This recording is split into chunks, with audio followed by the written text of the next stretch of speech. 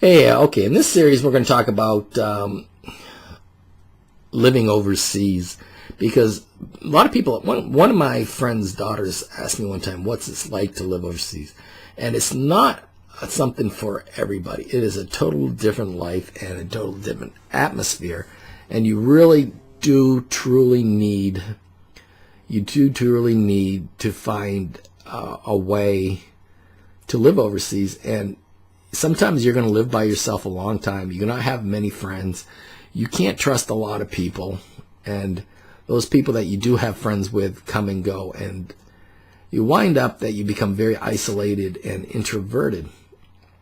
And one thing people want to do is how to find a job overseas. And every time I look to find a job overseas, they always say, teach English. But teaching English really does not pay a lot of money.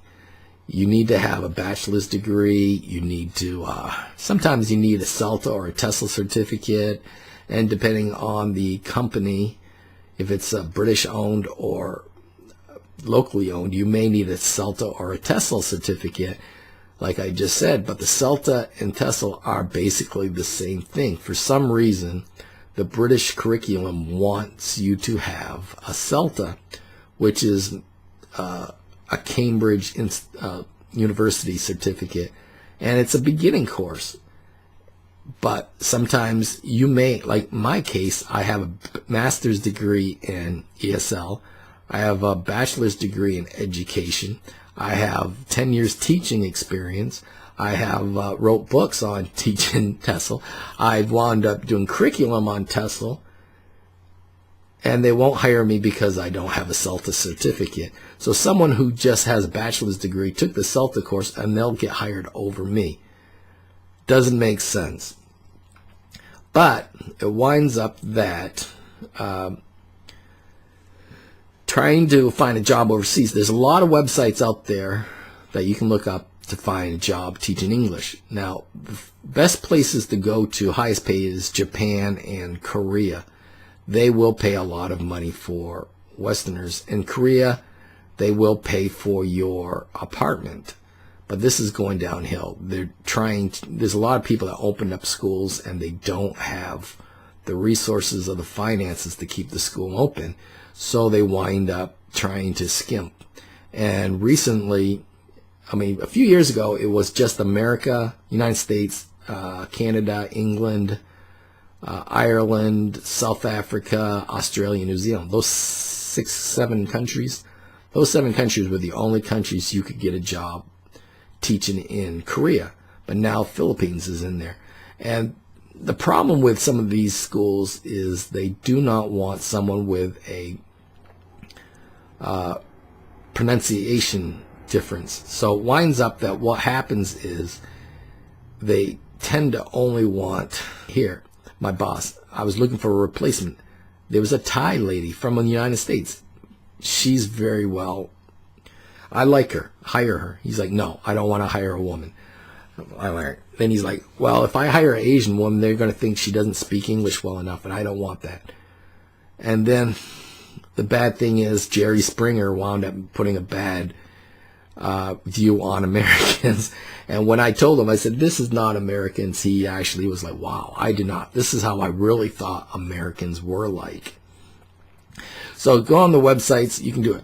Indeed, a lot of the jobs are just English jobs. That's what you're going to get. If you go to South America, it might be about $600 a month. Cambodia, it's about $1,000, $1,200 minus 10%. You're lucky to make $1,000 a month. Plus, it winds up that there are like 30 national holidays, so you do not get paid on those days. You're an hourly employee. If you have a week off, you're not being paid. Simple as that. There are companies that do hire people that go overseas. There's NGOs and charities, but I'm also finding out the same thing. The director of the charity or board of directors, they all get $4,000 or $5,000 a month, but anybody that works under them gets $800 a month, $600 a month, $500 a month. The directors get $4,000 a month, free apartment, free electricity, free driver, a food stipend. But if you want to work for them, you're only going to get about $500 per month. So it winds up that finding a job overseas is not easy. You can go to Monster, Indeed, U.S. government jobs, and try to find out what you can find. There are jobs out there. I remember one time I applied for a job on U.S. government, usjobs.gov, and it winds up being an ESL job. And what they wanted was somebody that taught English, could teach English to security guards. And I was like, hey, I'm good at that, a master's degree. So I put down master's degree, TESOL, CELTA. I have 10 years teaching. I have a teaching certificate. And I mean, I went there. I mean, it was just like impressive. And I got an email back saying you're not qualified. I don't know how they can say I'm not qualified, or they have better. But what they probably were looking for was somebody on the base itself, like a housewife, house husband, that they can just say, okay, you can start next week, instead of having to interview somebody, then bring them in from overseas, from the stateside, because it costs a lot more money. But getting a job overseas is tricky. You really have to watch out for scams. There are people that will tell you to pay them money and they'll find you a job. You do not have to pay. There are people that will ask you to do interviews. They have no interest in hiring you. There are jobs that you might be more qualified than the director. They don't want to hire you because they feel intimidated.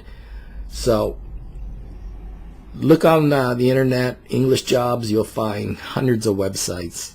I think ESL Cafe is probably one of the better ones. ESL Jobs is another one. Indeed, Monster, usjobs.gov is another one. So I think those are the ones that you really need to do.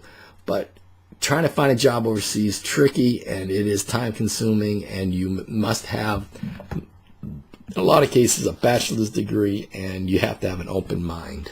So thank you.